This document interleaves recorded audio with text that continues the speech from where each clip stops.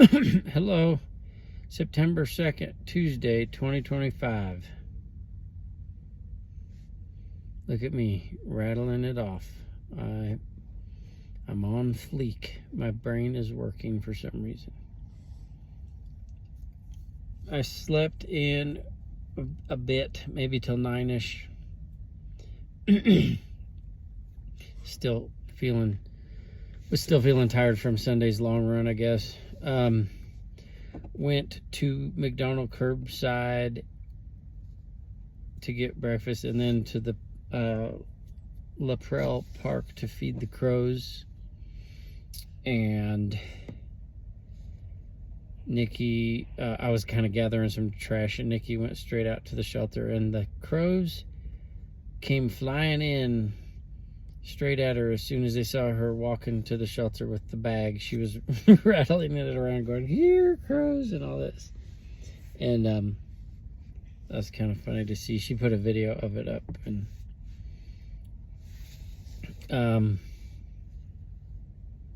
I think there were 2 to 3 new ones, which was interesting.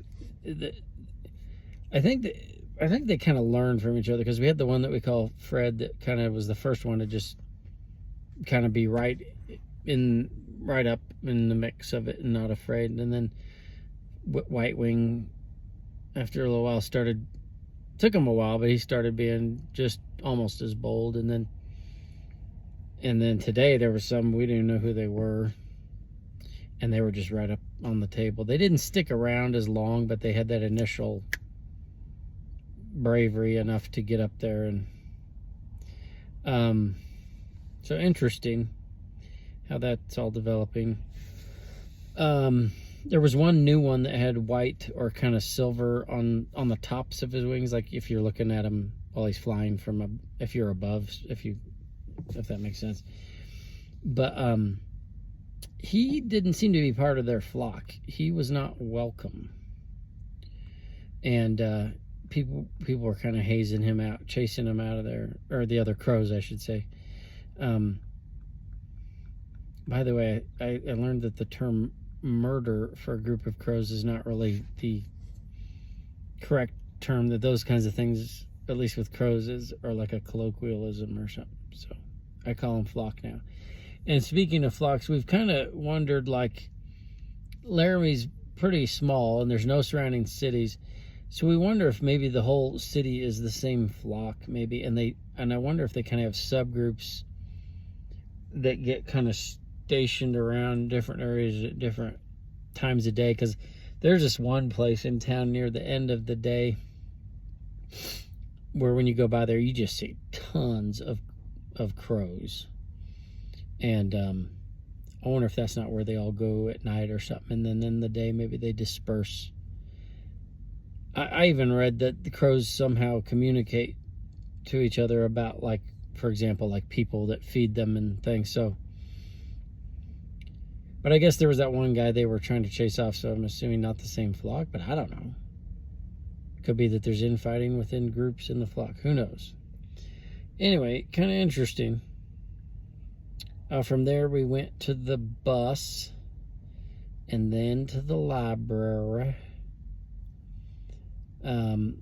where I finished and published my newest blog post about running. It took me the whole time we were there. I was hoping it would be quick because I'd kind of typed some of it up. But I thought it was pretty decent. IraJWhitlock.blogspot.com, I think it is. I shared the link on social media stories and stuff. Nikki had been talking about I should stay behind if I want to do more work, and she could dash, that she likes dashing and sometimes likes to do it by herself. You know, we are together 24/7, so I finally took her at her word, and because I still had some work I wanted to finish up, so I stayed behind at the library and continued to work on organizing my files on my laptop, reading some new material, which I like to do because that library has so many dang books. making some notes for this vlog here, and I wanted to get a head start on my next blog, for which I'd like to do on it every day, so tomorrow's, but I didn't get to that as much. I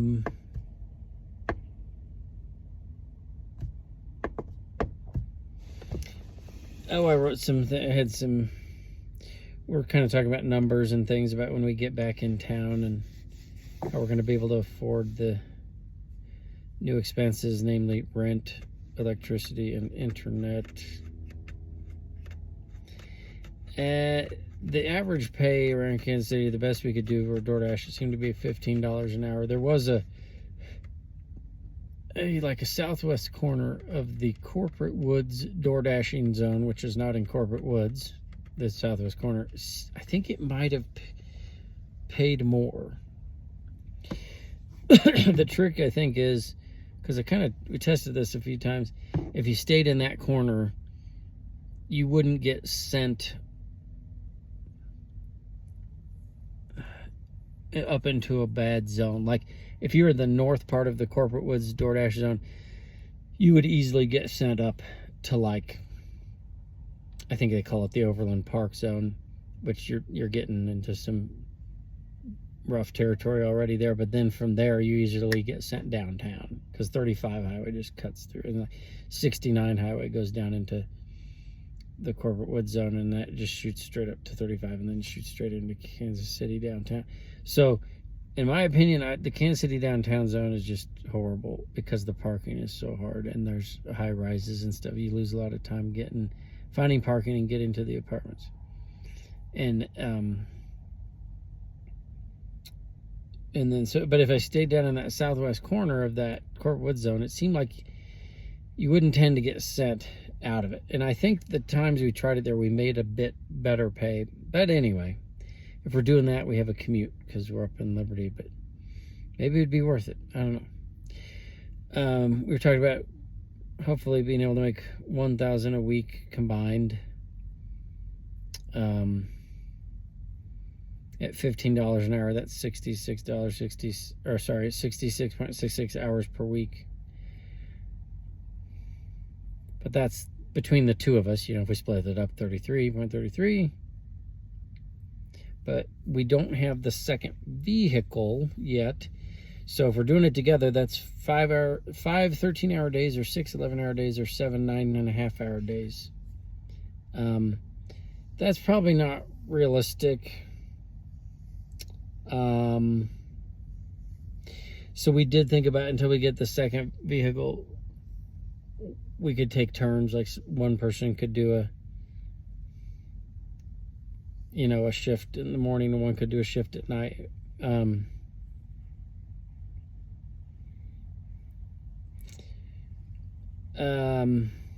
also I thought about me getting like a cheap bicycle, like a used cheap 10-speed or something like that, and dashing on bike while she did in the van, and then there'd be no gas expense for me. It'd be an interesting experiment, because I imagine I could probably get one pretty cheap on Craigslist or something, and then try it, see what happens. I doubt physically I could sustain that every day. I wish I could say I could, but it would probably be worth trying to see, just to know. You can even dash on foot. That would probably be more for downtown Kansas City.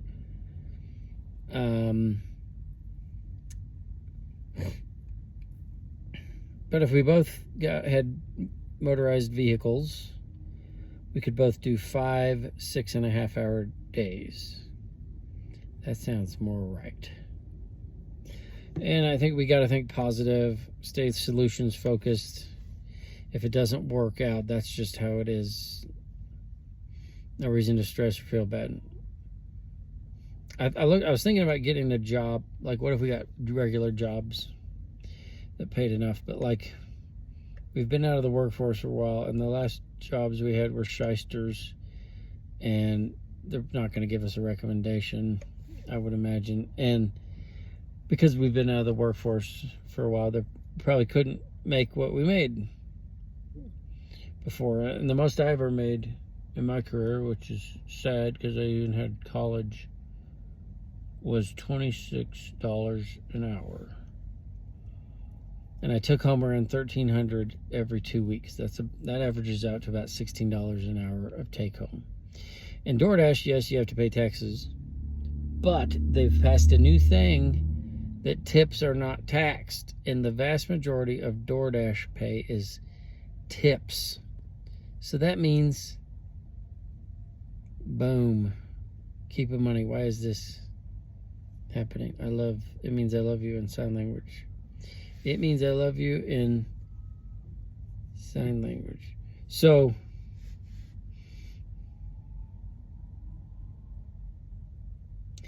even if I could have made what I used to make, that would be barely better. And I'd lose schedule flexibility.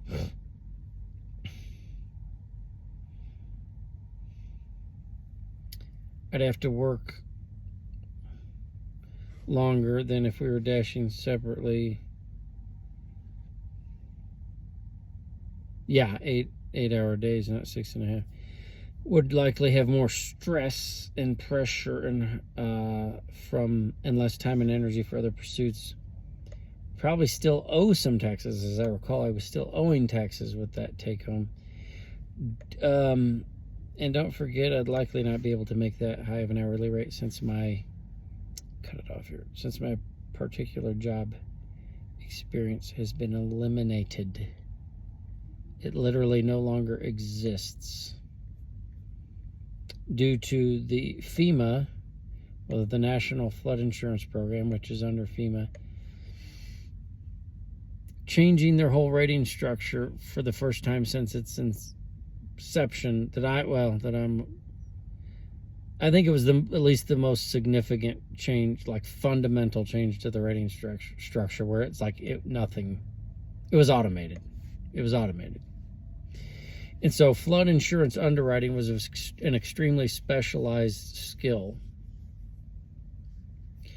knowledge, or whatever you call it. And it reminded me a lot of being like maybe a lawyer or something like that, from what I know of it. Because like there was not just like the black and white knowledge, but there was a lot of gray area. And the gray area was you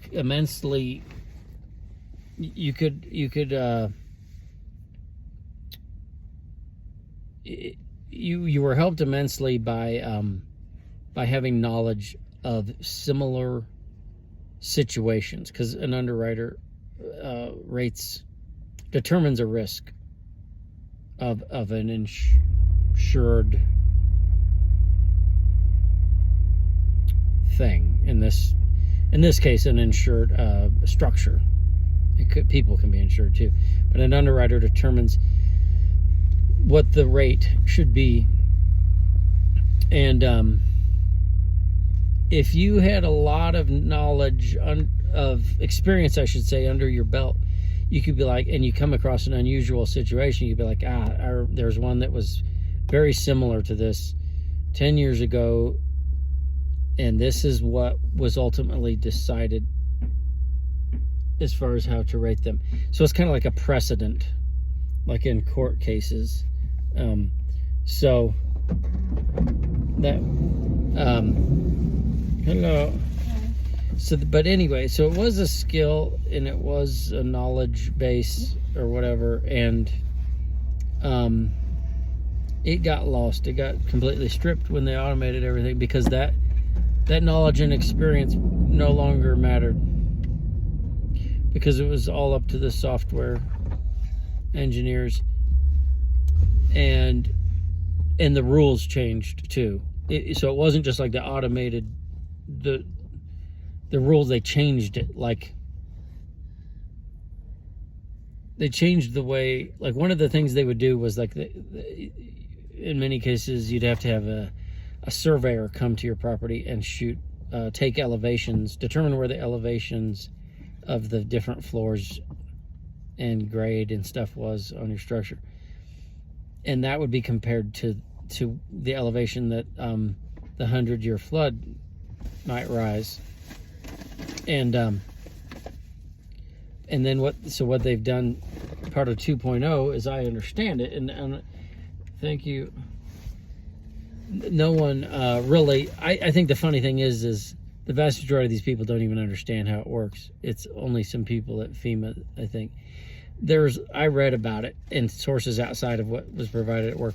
They used LiDAR. I guess a lot of places have been scanned by LiDAR, this laser radar or something like that. Not that I understand that technology to a T. But so like they can say, oh, here's your property and your structures on it. Well, we have a LiDAR scan of that. And so we know where your floor elevations are, where your grade elevations are. They claim that works. And I had seen numerous examples of that not working. I don't understand how the LiDAR gets an accurate lowest floor elevation for a structure by a plane flying over, but they claim they have it. And so that job got eliminated. Now, I was in it about 12 years, but there's people that were in it lifetime career, and all that specialized knowledge just got erased. And they didn't tell people. They hid it on purpose. I had read something about it years ago, and I can't remember where. It was in a FEMA publication, and it was like kind of described a little bit about, they'd call it risk rating 2.0, and I think I brought it up in a meeting once, and I think honestly the people didn't even know in my company what it was, and I kind of knew looking at it, I was like, man, if this ever goes out, we're gone. And now there'd been other things they tried to roll out before and they changed their mind on, and I kind of hope that's what might happen with that, but it was true. We were gone once they rolled that out. So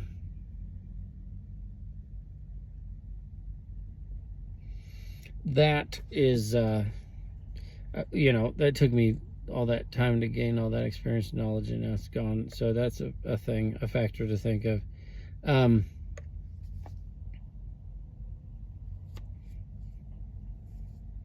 But anyway, after all that, I did some reading, and I was alone in the library at that point, so I didn't want to leave our stuff alone for very long, so I just went to the shelves that was right next to our table, which happens to be the film like cinema or whatever. And that was interesting. I do love good films. I have a drink. I do love good films, and I've even kind of been thinking over the past while about making a short horror film.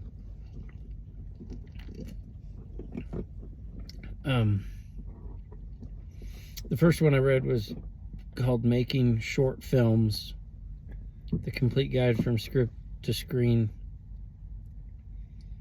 by Clifford Thurlow.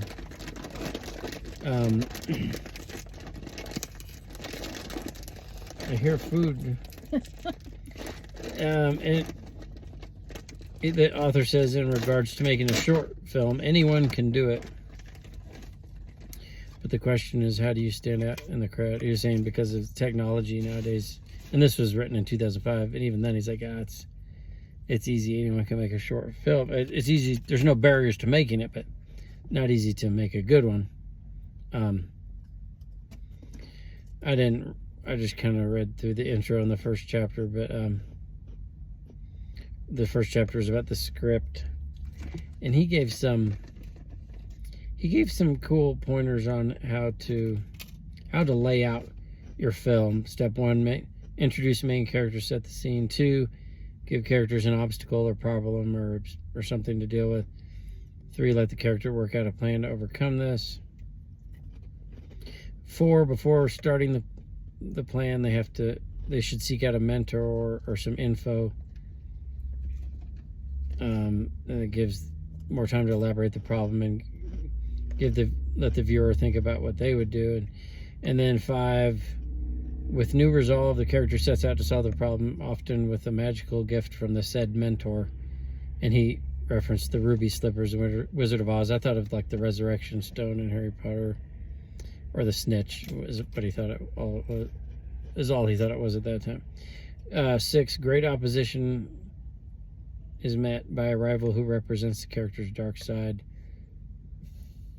The hero appears to fail. Step 7. 8, hero wins, returns to his natural state, but more of a complete person, permanently changed. And that reminded me of Gandalf the White versus Gandalf the Gray. So that was cool. And then another book was called Film Scheduling, 2nd edition, by Ralph Singleton. That was actually really interesting, and I shared a short of something in that book. It had like these fold outs. I've seen that in a couple of books. It's really cool stuff like that. Like one of them was an old map in an old book, like from this guy that explored the Yukon back in the early 1900s. But what it was like I guess what they call a production board from Francis Ford Coppola's movie The Conversation, and I guess they got his permission or something to use that and they referenced his script and stuff. It looked like, based on what I was reading, that a workbook came with it, but it wasn't there on the shelf. I didn't see it, but maybe I missed it.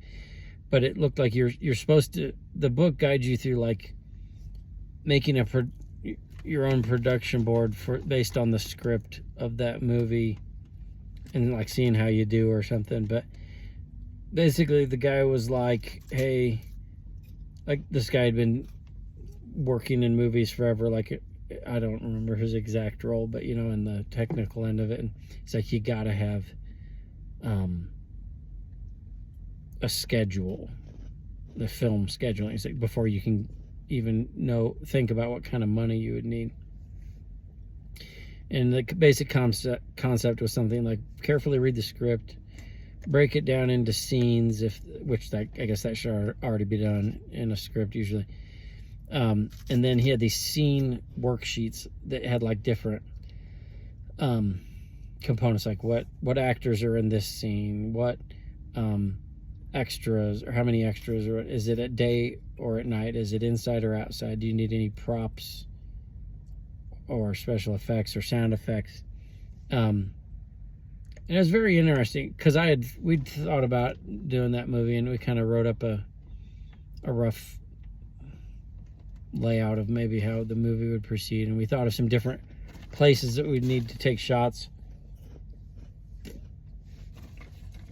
But this kind of seemed to boil it down more, because you could be a lot more efficient with your time and resources. Like if you know the bare bones of what a scene needs, there's probably a number of places that could fit that criteria, and you could probably take shots from different places and no one would know it's not the same place, and you could shoot that scene from different.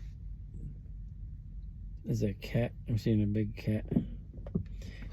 There's an orange cat over there. I shouldn't have said anything. She's gonna. Oh, it ran off. Oh, dang. But so just knowing that criteria. Hey, it's nighttime. Hey, this is on a harbor or something, and it's raining or something.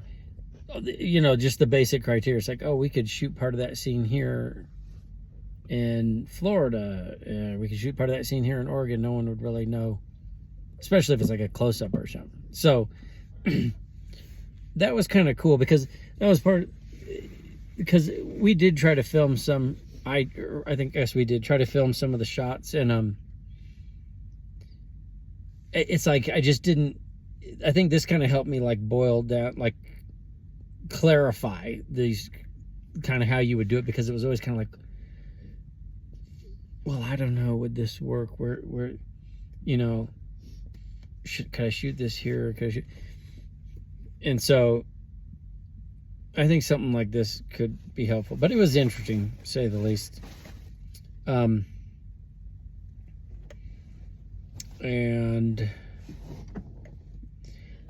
then I had my blog today was kind of talked about running and my running journey and stuff, and I talked about this in the blog, but I think I'd like to start a running blog or vlog or something like that, because I think I need to start a running or just fitness in general journal. And I talked about this last night, I believe. Journals are so helpful for any endeavor you undertake. And so I figured if I'm journaling it, maybe I should just also put it on the internet as something else, just to help, you know, my portfolio of whatever, you know, writing and videography or whatever. Not that I'm a great videographer, you can tell based on these, but I figured I might as well do that. That could just be the way I journal it. And it might be, I'm thinking it'll be something real concise.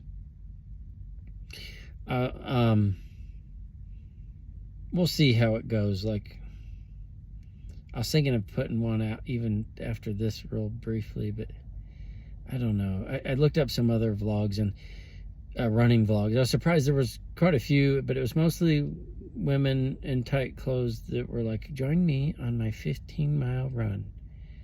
I'm like, wait, you're not usually doing a 15-mile run. I know it. I just know. And because that's pretty high. And even the elite, you know, the elites aren't sitting there running 15-mile runs all the time. So it's like, and they'd like sit there just with these static shots with their butt turned to the camera in these super suction type shorts, and these, you know, it was just didn't seem very real. And my vlog would be more like, hey, I suck, watch me suffer, and let's help each other if you're like me, not suck.